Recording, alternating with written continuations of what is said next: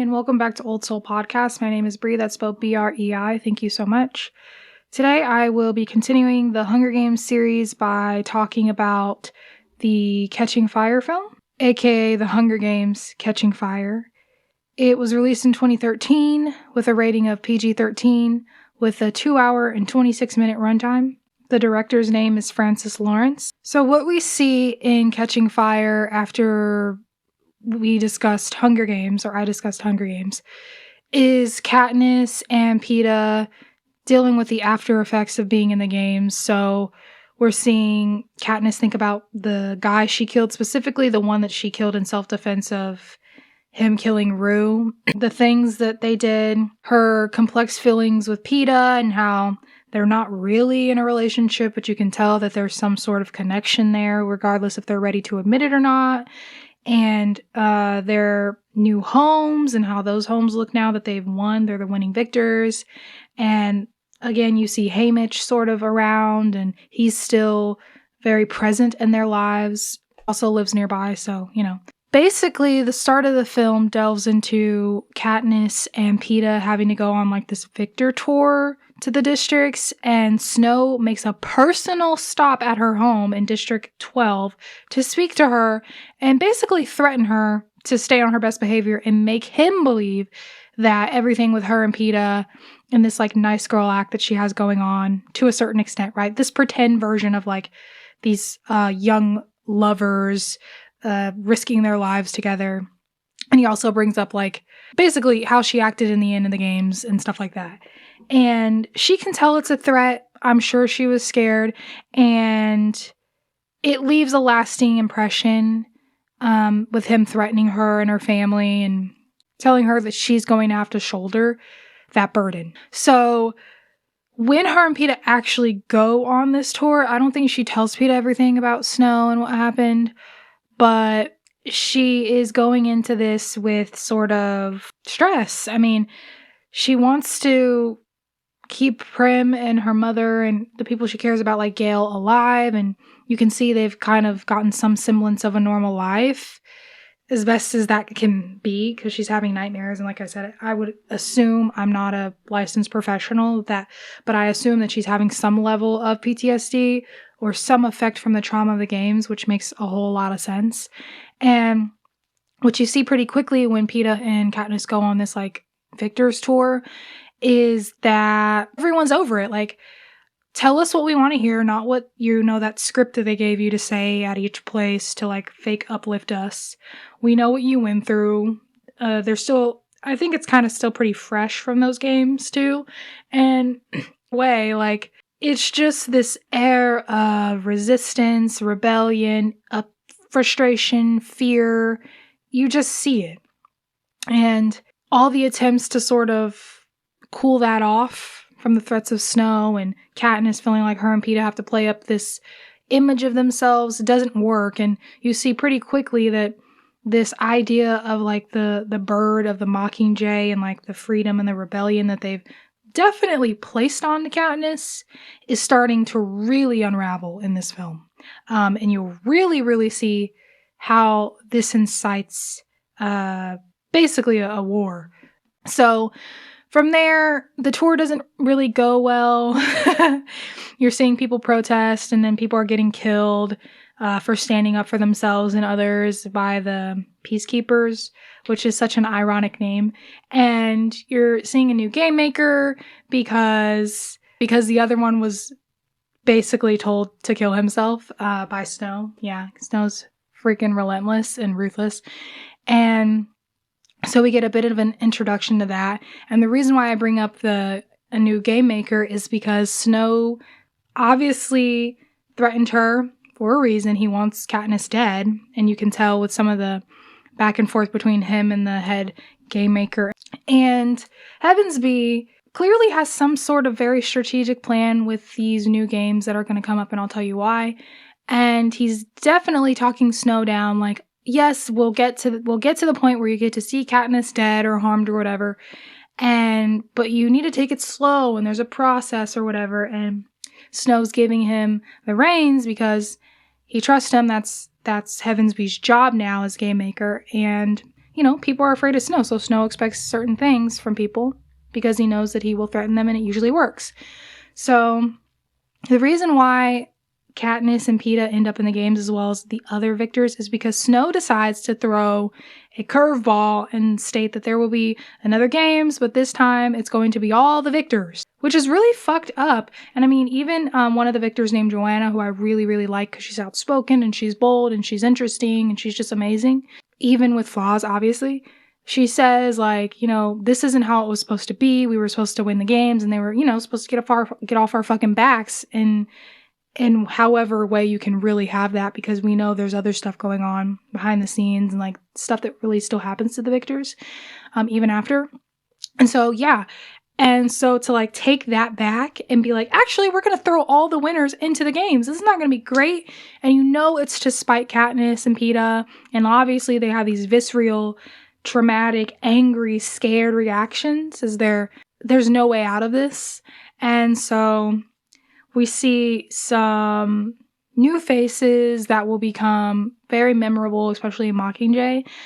We have Katniss, Peeta, we have Joanna, who I spoke about. We have Finnick. We have Annie, who is basically dating Finnick, and you'll see later. We have Mags, Beetee. We see some other victors too, but really just see them. We don't really talk about them too much in the film. And so, yeah, it's scary to, 1, have to go into the games, 2, having to go back into the games so recently after being told you basically wouldn't have to, and 3, God, these are victors. These aren't just like scared kids who are all also very nervous about killing, unless they grew up in a certain district where they're very like soldier heavy. Even then, they're still new. These are people who have won for a reason. So it's more competitive. It's more scary. And the first thing you start to see is, the whole love pact between Peeta and like Katniss that they play up in that image in the first film. It's not going to be enough. And they quickly, form alliances, and Haymitch basically is like, okay, you need to pick. And then she picks people that they don't think she should pick. But in the end, she picked the right people. They eventually get to the games, not without plenty of struggle. It's very similar to the first games in which, they have a certain arena or wherever. This one is with water and like time, which you'll see. I think it's pretty harsh. I actually think it's a little bit worse than the first games. They're all very bad, but it's very meticulous, like it always is. But it's just the things that they do to them here. And I think it's because they know even more about them now, these victors, right? They've probably been monitoring them all for a very long time, threatening them. I mean, we know Joanna's story is that she says she doesn't have anyone else for Snow to threaten or the Capitol to threaten. Like, so either those people were threatened and killed because they were trying to hurt Joanna, which you assume, or just in general, like the state of the world, people are starving. There's just so much, but you can tell there's some hint at Snow or someone having harmed her. And then Finnick, the way that he fought back was learning people's secrets, and unfortunately the way that he knows is really sad. And, again, they were children when they were put into these games. That's remembering that, because now, like, Katniss and Peeta are still very young, but I'm assuming Joanna and Finnick and, like, obviously Mags is a very old victor. But when they were in those games, they were young. It's so depressing when you really think about it. And so when Snow threatens Katniss, she knows this is no joke. This is serious. This is crazy.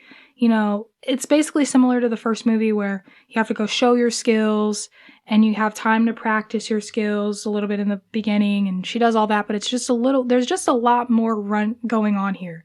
There's a lot more competition, a lot more stress. It's like times 10. And then the games are wild. I mean, the water, the monkeys that they see, the birds with the voices of their family, like lightning, electricity, the time clock, things moving around, them forming allyships with people who they can't really trust, but like there's ways for them to know that they're allies. And with all this going on, there is another plan going on that both Katniss and Peeta don't know about. And they both have their like agreements with Haymitch that, hey, no matter what, you keep Peeta safe from Katniss. Or Peeta, hey, no matter what, you keep Katniss safe. But all around, and then obviously there's games and them having to be allies until they can't be, right? They think there's going to be a time that they can't be. But actually there's a plan that Finnick, Joanna, a few of the other allies, and the head game maker, Heavensby, know about, which is to get Katniss out alive, and obviously everyone else who allied with her and helped her. I'm sure that was like their form of payment. They would get out of there alive because only one person is supposed to live, right? If they continue the games, and they have like this whole plan, but they can't tell them because it won't work, and they separate Peeta and Katniss at some point after going through all this stuff, and they're getting toward the end, and they're starting to figure out how to fight this and beat this. And of course Katniss does her own little thing where she like shoots her arrow into the dome with this like electrical coil that one of her allies has created, and the plan doesn't really go as planned, but it almost did, and it's just a mess. It's a mess in a way that makes so much sense, okay? It's not a mess in the plot or the way it's being told. It just feels like a mess from, like, we're mostly in Katniss's perspective. And I can assume she's like, what the hell's going on, you know? Before she shoots that arrow, Joanna cuts her arm. She's like, what the fuck, Joanna? I thought we were allies. She's really cutting the tracker out of Katniss that they got at the beginning of the games. Or the Katniss and Peeta being adamant, like, we want to stay together, and everyone being like, no, you can't. Why can't we? Finnick and Joanna saving them several times, as well as complete strangers, which to them is really weird because, like, when you want me to die, you could win, we could end this. And they don't know, like I said, they don't know that they are fighting for them for a much bigger cause, bigger than themselves. Catching Fire is actually probably my favorite after rewatching all these. It's incredible. And it's very well paced and very entertaining, even though it's super depressing. And anyway, they get her out of there, but they leave Peeta. They couldn't get him in time. Also, Joanna doesn't make it onto that ship with Katniss and Finnick. Byers dies because she gets killed, but Beetee is the one who actually gets saved as well. And Katniss basically wakes up to, hi, Katniss, I'm Heavensby. I got you out of there. Oh, but like we left Peeta, which she's super scared and pissed about because she was willing to sacrifice herself for Peeta. And she knows what the Capitol will do, especially since she somewhat, shot that arrow at the dome and it stopped the games and all the cameras and stuff went out. And then we have, they're coming for blood, obviously. And she's not in District 12, so she's also like, where's District 12? She's in District 13. What? We don't have a District 13, right? And there's another president, President Coin, who's like ahead of District 13. It's like she wakes up to a whole new world. And then later she'll find out why, right? Like more details as she's slowly learning everything. But just imagine waking up to something as traumatic as that. Okay, so yeah, I will just end it by saying that District 12 was bombed horrifically, relentlessly. That's why I say when like they're out for blood, they're gonna bomb a whole fucking district that had like 10,000 people and only like 900 people escaped because of the help of what, Gale. There wasn't really mention of Gale's family. I'm assuming they died. Peeta's family definitely died. Primrose got out. Katniss's mother got out. Again, they didn't get Peeta. So they're out for... The Capitol's gonna be out for blood. They're out for blood. They had already increased peacemakers in the districts after the win, which you saw a little bit of in Catching Fire when Gale gets, like, hit. I will say, too, that Gale has a lot more screen time in this film than he did before. But he kind of just feels like an angry soldier, like someone who's really festering with the oppression and the things he's gone through, which is really normal, really, really normal. But it's the way that he's sort of projecting it and acting that isn't really, really clicking for me. I get it, but I also am like, this is not how you handle that, and you'll see a lot more of that in Mockingjay. Either way, I think it's interesting how Gale and Peeta are like these two guys that Katniss cares for and loves, but they're shown their love for each other and the way that Katniss loves them is shown very slowly in all the films. You really saw more of Peeta in the last film. I feel like you see much more of Gale in this film, even though it's still not a ton. And there's a point where Peeta is really just seen on screen when we start getting into Mockingjay. So glimpses here and there. So I mentioned all of that. That was basically the summary and the review of The Hunger Games Catching Fire. I really enjoy this film. I think it's, like I said before, my favorite one out of all of them. I think that it really captures the horror just like the first one did, but like times 10 because these are all the victors and like they've experienced this before. Like, have you ever had to deal with something that was your nightmare? Like, let's say you had a really bad car accident and now you can't even drive or be in a car, right? And then because of that accident, but for some reason you're forced to be in a car again and you have another accident, like your nightmare's coming to life and it being recent. So much is at stake in this film and you really, really feel it. I should also mention that Katniss has like I've said before, there's like a team of people who are really working really hard to help her. And I also feel like there's a team of people working really hard to use her. And you'll see the differences in Mockingjay. Silas making her those beautiful dresses that make really bold statements, but obviously people dying because they're helping her and people risking their lives to help her and the greater cause. But like the small details that you might not even think about really have huge consequences in the Capitol. So yeah,